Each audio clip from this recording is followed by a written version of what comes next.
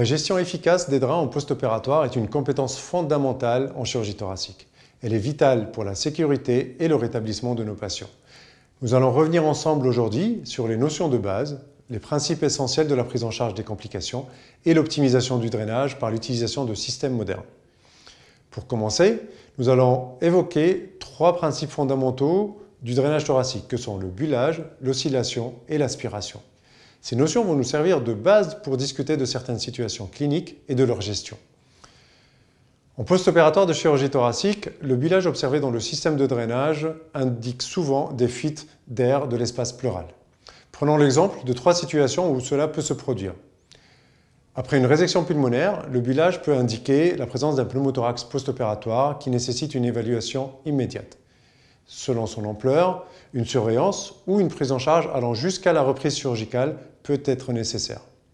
Le bullage peut également révéler une connexion anormale entre l'arbre bronchique et l'espace pleural. C'est ce qu'on appelle la fissure bronchopleurale. Dans ce cas, le traitement peut varier d'une gestion conservatrice avec une surveillance étroite et éventuellement un support en oxygène pour les patients, à des techniques interventionnelles bronchoscopiques ou même une réparation chirurgicale en fonction de la taille de la fistule et de la réponse du patient. Parfois, le bullage peut être simplement dû à une mauvaise position du drain. Dans ce cas, une simple correction avec un contrôle radiologique peut suffire. Si le drain est partiellement sorti, il faudra le retirer et en mettre un nouveau. Dans le cas du bullage persistant, un bullage persistant c'est entre 5 et 7 jours, l'approche peut différer en fonction de l'état d'accollement du poumon à la paroi thoracique. Si le poumon est bien accolé, l'idée c'est de diminuer progressivement l'aspiration jusqu'à arriver à un siphonnage exclusif. Cela va faciliter le processus naturel d'exclusion du drain. Si le poumon n'est pas accolé à la paroi, un avis chirurgical est nécessaire, après bilan scanographique et éventuellement endoscopique, qui nous aidera à déterminer précisément l'origine du problème. Il est important de noter que chez les patients en ventilation à pression positive, un des éléments majeurs de la résolution du bullage est la possibilité de sevrer le patient de la ventilation. Cela permettra de retrouver une pression pleurale négative et des pressions au niveau des voies aériennes qui est basse. Ça permettra à la plèvre de s'accoler et au poumon de cicatriser. Passons maintenant à l'oscillation, qui est représentée par le mouvement synchronisé du liquide avec la respiration des patients. Elle indique que le drain est fonctionnel et que l'espace pleural maintient une pression négative qui permet une expansion adéquate du poumon. Si l'oscillation s'arrête, ça peut indiquer 2 situations. Soit une évolution favorable, ça veut dire que le poumon adhère correctement à la paroi et le drain est prêt à être retiré. C'est une étape vers la guérison. Ou alors, cela pourrait révéler des complications, telles qu'une obstruction du drain par des caillots ou des débris, un mauvais positionnement, un épanchement significatif ou même une atelectasie. Toutes ces causes affectent la dynamique de pression dans l'espace pleural et le rendent non fonctionnel. Pour prévenir l'obstruction, on doit s'assurer que notre drain est bien positionné et bien fixé. La mobilisation de nos patients et la manipulation douce des drains, ce qu'on appelle la traite du drain, peut nous aider à éviter l'obstruction. La radiographie ou l'échographie thoracique sont essentielles pour identifier les causes de l'absence d'oscillation et choisir le traitement adéquat. La pression intrapleurale chez l'adulte varie entre -4 et -8 cm d'eau. Elle varie également en fonction de l'inspiration et de l'expiration. La pression négative est maximale durant l'inspiration. Cela implique que l'aspiration au niveau du drainage doit être inférieure à cette pression pleurale durant tout le cycle respiratoire, ce qui permet une évacuation efficace de l'air ou du liquide de l'espace pleural. Le niveau d'aspiration dépend de la nature de l'épanchement. Pour drainer de l'air, on recommande d'aspirer entre -10 et -20 cm d'eau pour un épanchement liquidien, plutôt entre -20 et -40 cm d'eau.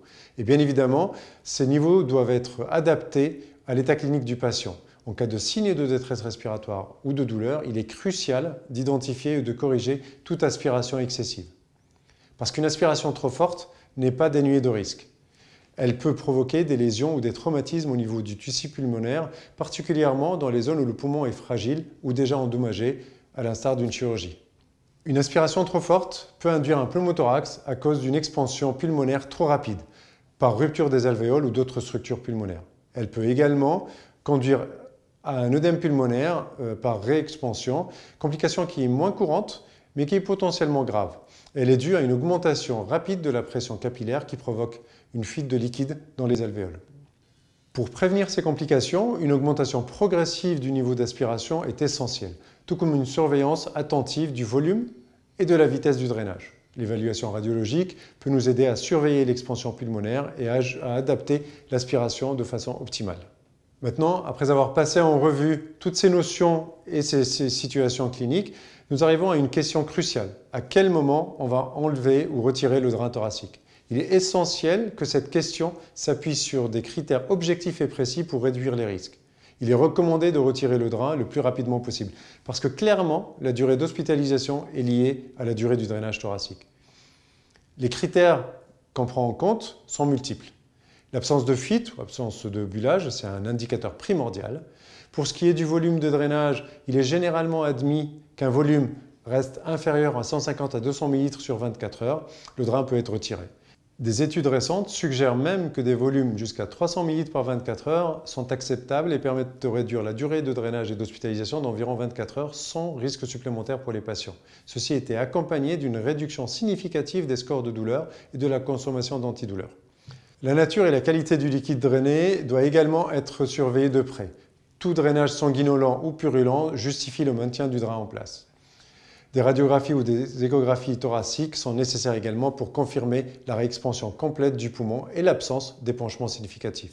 On enlèvera bien évidemment un drain qui est exclu par l'accollement pleural faisant étanchéité autour des orifices du drainage et ce qui est identifié par l'absence d'oscillation et un volume de sécrétion drainé qui est nul.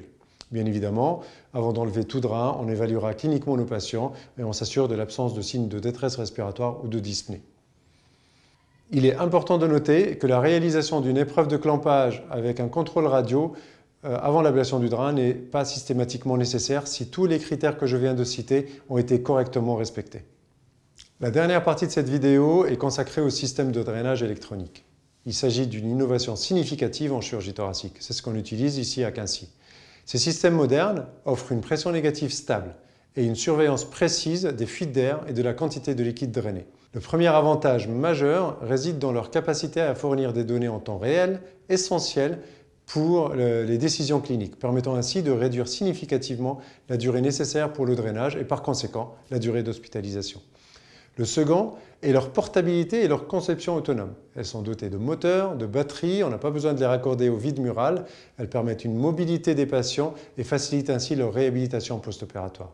De plus, les réglages d'aspiration personnalisables permettent une adaptation très fine de la pression d'aspiration. Ça améliore significativement l'efficacité du drainage tout en minimisant le risque de complications associées à une pression inadéquate. En résumé, l'utilisation de ce système d'aspiration électronique autonome offre une meilleure surveillance, une récupération accélérée, un confort et une mobilité des patients qui sont améliorés et ça permet également des résultats post-opératoires optimisés, ce qui compense largement leurs coûts supplémentaires. Merci à tous d'avoir regardé cette vidéo, j'espère qu'elle vous sera utile. Vous trouverez tous les liens vers la bibliographie dans la description. Et si vous avez la moindre question, n'hésitez pas à nous les poser en commentaire, on se fera un plaisir d'y répondre. À bientôt sur la chaîne Quincy Anesthésie.